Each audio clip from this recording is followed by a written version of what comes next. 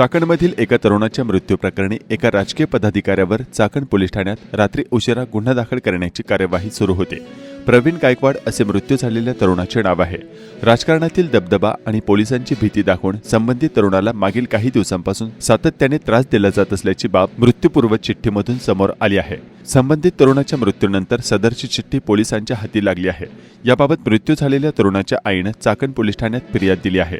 त्यावरून Republican party of इंडियाचा पदाधिकारी सचिन बापूराव वाघमारे राहणार चाकण तालुका खेड जिल्हा पुणे याच्यावर गुन्हा दाखल करण्यात आला आहे।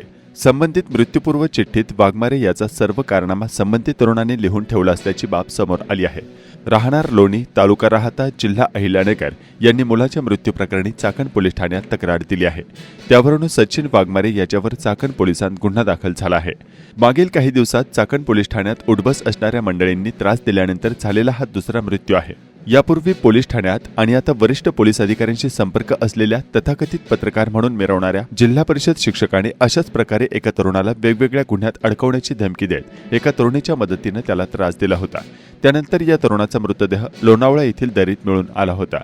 त्यामुळे चाकण पोलीस ठाण्यात वावर असणाऱ्या मंडळींचे बाहेर वेगळेच उद्योग सुरू असल्याचे यामुळे पुन्हा एकदा समोर आले आहे।